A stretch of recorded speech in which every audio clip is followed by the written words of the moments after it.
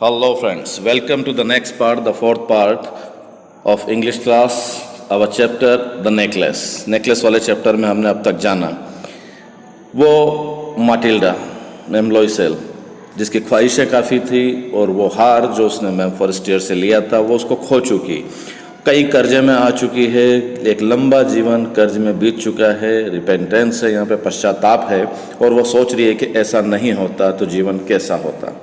Now see the climax part here. One Sunday, as she was taking a walk in the Champs-Élysées, जैसे वो चल रही थी, एक वॉक ले रही थी चैम्स एलिसिस, यहाँ पे प्रॉपर नाउन है, जगह का नाम है. To rid herself of the cares of the week, अपने आप को मुक्त करने के लिए, सप्ताह के जो उसके केयरिंग के कार्यक्रम हैं उससे अपने आप को मुक्त करने के लिए. She suddenly perceived a woman, अचानक उसने परसीव कर लिया, पहचान लिया एक औरत को, वॉकिंग विद अ चाइल्ड, जो एक बच्चे के साथ चल रही थी. इट वॉज मैम फॉरेस्टियर, ये मैम फॉरेस्टियर थी, वही मैडम जिससे उधार लिया था नेकलेस को और जिसका नेकलेस लौटाने के लिए बहुत बड़ा कर्जा करना पड़ा मार्केट का. स्टिल यंग, अभी भी जवान, स्टिल प्रेटी, अभी भी सुंदर, स्टिल अट्रैक्टिव, अभी भी attractive, ma'am Loisel was attracted. Ma'am Loisel was affected, प्रभावित हो गई वो. Should she speak to her, क्या उसे उसको बोलना चाहिए उसके साथ, जबकि मैम लॉयसेल जो कि काम करते करते इस कंडीशन में जा चुकी है कि काफ़ी फेडेड हो चुकी है. Yes certainly, and now that she had paid, और अब तो करना ही चाहिए जब कि वह पे कर चुकी थी उस हार की कीमत. In the sense ma'am Forestier को तो पता नहीं था, लेकिन वो तो एक नया हार दे चुकी थी, एक तरीके से कीमत अदा कर चुकी थी. She would tell her all, why not, वो उसको सब कुछ बताएगी, आखिर क्यों नहीं. She here refers to Matilda, ma'am Loisel, and her here refers to ma'am Forestier. She approached her, good morning Jeanne. Her friend did not recognise her. Jeanne यहाँ पे मैम फॉरेस्टियर के लिए आया है. हर फ्रेंड यानी कि मैम फॉरेस्टियर, उन्होंने उसको रिकॉग्नाइज नहीं किया, पहचाना नहीं, past indefinite. And was astonished, और वह आश्चर्यचकित हुई, to be so familiarly addressed by this common personage, और वह इस पे आश्चर्यचकित हुई कि उसको संबोधित किया गया उस कॉमन पर्सोनेज से, उस व्यक्तिगत उपाधि से, उस नाम से जिसको बहुत कम लोग जो फेमिलियर ज़्यादा होते हैं वही जानते हैं. शी स्टेमर्ड, रुकी वो, लड़खड़ाकर हकलाकर बोली, but madam I do not know, you must be mistake, मैं आपको नहीं जानती, जरूर आपसे गलती हुई है. No I am Matilda Loisel, नहीं मैं माटिल्डा लॉयसेल हूँ.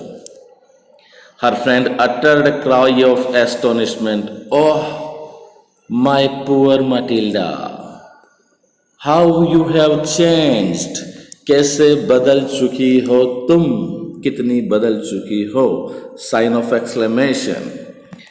देखिए माटिल्डा ने अपना नाम लिया और नाम लेने के साथ ही मैम फॉरेस्टियर को याद आ गया है. आगे क्या होता है.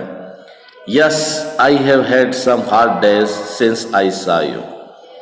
हाँ, जब से मैंने तुमको देखा तब से मेरे कुछ कठिन दिन मैंने बिताए, मैंने रखे हैं. I have had, very bombastic sentence, have भी और हैड भी. ध्यान दीजिए दोस्तों, यह सेंटेंस हमारा प्रेजेंट परफेक्ट टेंस का है. हैव हमारा ऑक्सिलरी वर्ब है, हेल्पिंग वर्ब है, और दूसरा जो हैड है वो वर्ब की थर्ड फॉर्म है. देन जब से आपको देखा तब से मेरे कठिन दिन रहे. एंड सम मिजरेबल वंस, और कुछ बड़े दर्दनाक दुखदाई. And all because of you, और ये सब का सब केवल तुम्हारी वजह से. Because of me, how is that, मेरी वजह से कैसे. You recall the diamond necklace that you loaned me to wear to the minister's ball. तुम याद करती हो वो डायमंड का नेकलेस जो तुमने मुझे दिया था उधार पहनने के लिए मिनिस्टर के उस डांसिंग सेरेमनी, बॉल सेरेमनी में. यस वेरी वेल, अच्छे से याद है. वेल आई लॉस्ट इट, मैंने इसको खो दिया था, मैं खो चुकी. How is that since you return it to me, ऐसा कैसे हो सकता है क्योंकि ये तो तुमने मुझे रिटर्न कर दिया था. I return another to you exactly like it, मैंने तुमको दूसरा रिटर्न किया था बिल्कुल इसके जैसा. And it has taken us 10 years to pay for it, और इसमें हमें 10 साल लग गए इसका पेमेंट करने में. You can understand that it was not easy for us who have nothing. आप समझ सकते हो कि ये हमारे लिए आसान नहीं था जिसके पास कुछ भी नहीं हो. बट इट इज़ फिनिश्ड, परंतु अब ये ख़त्म हो गया है. And I am decently content, और मैं डिसेंट रूप से, पूरे शिष्ट रूप से संतुष्ट हूँ. Ma'am Forestier stopped short, she said. Stopped short से यहाँ पर मीनिंग है बोलने में बहुत शॉर्ट हो गई है वो बात को, क्योंकि उसको एक झटका सा लगा है. You say that you bought a diamond necklace to replace mine. तुम कहती हो कि तुमने एक डायमंड नेकलेस खरीदा मेरे वाले नेकलेस को रिप्लेस करने के लिए. Yes, you did not perceive it then. They were just alike. वे दोनों ही एक जैसे थे. देखिए सुनिए, परसीव पहचानना है. You did not perceive it then, तब तो तुम इसे पहचानी नहीं. वे एक जैसे थे. And she smiled with proud. अब ये जो बात बोली है कि तुम इसको पहचानी नहीं, वे एक जैसे थे, ये बात हमारी माटिल्डा बोली है यह बताने के लिए कि मैंने जो खरीद के दिया वो तुम्हारे वाले के जैसा ही था, तो तुम नहीं पहचाने. And she smiled with proud and simple joy. गर्व और आनंद के साथ मुस्कुराई Matilda. Ma'am Forestier was touched and took both her hands as she replied. Ma'am Forestier touched हो गई और उसने दोनों हैंड्स उसके पकड़ लिए, ले लिए, जैसे ही उसने रिप्लाई किया. Oh my poor Matilda, mine were false, मेरा तो झूठा था. They were not worth over 500 francs, 500 francs से ज़्यादा का भी नहीं था वो जो मैंने तुमको नेकलेस दिया था. यहाँ पे हमारा क्लाइमैक्स वाला पार्ट है और यहीं पे हमारा एंड हो जाता है. दोस्तों आगे क्या हुआ होगा you can just imagine, because the diamond necklace loaned by ma'am Forestier was not original and the one returned by माटिल्डा was the original diamond necklace. इसके बाद संभव है कि मैम फॉरेस्टियर ने उसको ओरिजिनल डायमंड नेकलेस दे दिया हो और उसके बाद वो खुश हुए हों कि आखिरकार चलो परेशान हुए लेकिन अब ओरिजिनल डायमंड नेकलेस से लाइफ अच्छी हो सकती है. लेकिन साथ ही साथ life is for the life sake, जीवन जीवन जीने के लिए होता है. और वह पूरा जीवन लगभग जो प्राइम पार्ट होता है वह उन्होंने गुजार दिया है कर्ज को चुकाने में, काम करने में. लाइफ खो चुकी थी उनकी. This is only because of Matilda's desire. उसकी लग्जरियस रिकग्नाइज्ड होने की जो डिज़ायर थी उसके ही कारण ऐसा हुआ है. ग्लॉसरी पार्ट के मीनिंग आप देख लीजिएगा. Incessantly, tureen, ma'am, vexation, ruinous, ushers, sou, औरी, and then think. The course of the Loisels life change due to the necklace. You have to comment on it. Yes, it is only because of the necklace episode that the entire course of Loisel's life changed. Narrate thoroughly. What was the cause of Matilda's ruin? How could she have avoided it? वो कैसे इसको avoid कर सकती थी? उसके बर्बाद होने का कारण वही था, her desire to be recognized, to live a luxurious life, and she could have avoided it by not being so much ambitious for such materialistic things, physical things. Narrate it. What would have happened to Matilda if she had confessed to her friend that she had lost her necklace? अगर वो confess कर लेती अपने friend के साथ कि वो खो चुकी है नेकलेस को, तो क्या होता? डेफिनेटली सच्चाई तो सच्चाई होती है. And truth and honesty would have saved माटिल्डा. सच्चाई और ईमानदारी वो उसको बचा देती from her Doom, from her ruinous life, if only she has been courageous enough to confess to her friend the truth of the necklace. वो सच्चाई यदि कबूल कर लेती, she would have come to know that it was a fake and that cost a mere 500, not more than 500 francs. Then she would not have spent her husband's entire inheritance and would not have borrowed 18,000 francs to pay for its replacement.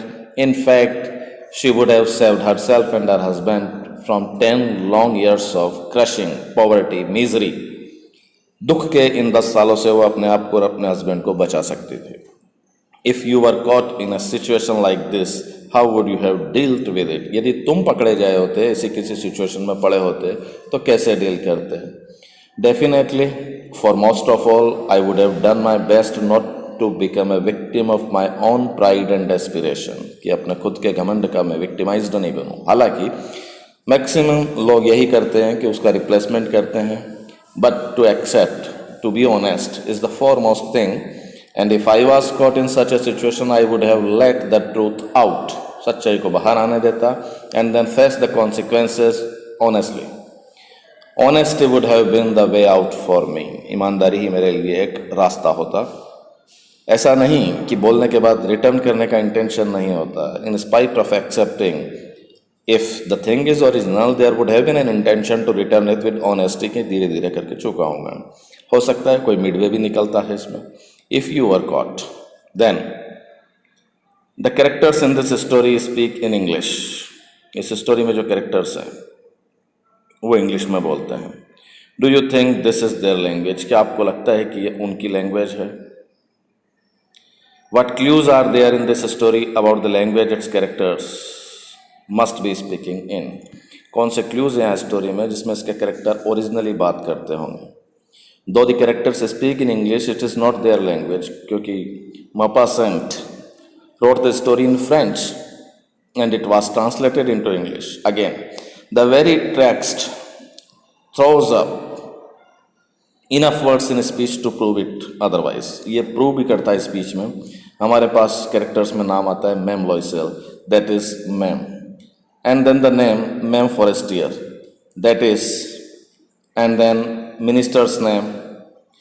Such words indicate to be from the French origin, and that's why then the currency like franc and sou, etc., then palais royal and champs Élysées. So these words point out the French history of the characters and of the play. So वह French बोलते होंगे आपस में, या मान सकते हैं.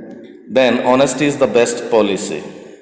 इस पे आप सोचिए. Yes, really, definitely the best policy is honesty. Falsehood and poverty seem very attractive and rewarding at first, but the path they tread on leads to nothing but misery, evil and utter gloom. Honesty, on the contrary, seems to be a difficult choice in pursuit of material happiness. However, it is the only choice for a life of contentment, peace and everlasting happiness. खुश रहना है तो ईमानदारी ज़रूरी है. We should be content with what life gives us. जीवन जो हमें देता है उस पर हमें संतुष्ट होना चाहिए. Yes, definitely. For every individual this misery of life comes wrapped in a unique package. For some it is all riches, comfort, name and fame. For some it is nothing but sheer hunger, poverty, anguish, and an everyday quest for bare survival. However, one must learn to live within one's means and to be content. अपने ही साधनों के साथ रहना सीखना चाहिए. With what one has, one may try to improve his lot by honest means. ईमानदारी के प्रयासों से ट्राई कर सकते हैं, but eventually must be at peace with what one manages to have. शांति में रहना चाहिए जो मन मैनेज कर सकता है रहने के लिए. That's it दोस्तों, हमने स्टोरी पढ़ी, इसको आपने जाना. Wish you all the best. एक बार इसको पूरा समराइज करिएगा, देखिएगा. इसका मेन थीम यही पे है. हमारी जो मेन थीम है पूरी स्टोरी की वो इसी पे सेंट्रल आइडिया है. On the crux of human values, Matilda suffers from the feeling that she is born for all delicacies and luxuries. That is the root cause behind the suffering. वही एक main काज है उसकी suffering के पीछे, और हम इसको जानते हैं. ह्यूमन लाइव्स, उसके सोशल फोर्सेस, डिसइल्यूजन को यहाँ पे बताया गया है. Wish you all the best. Keep learning, keep rocking. मिलते हैं ब्रेक के बाद.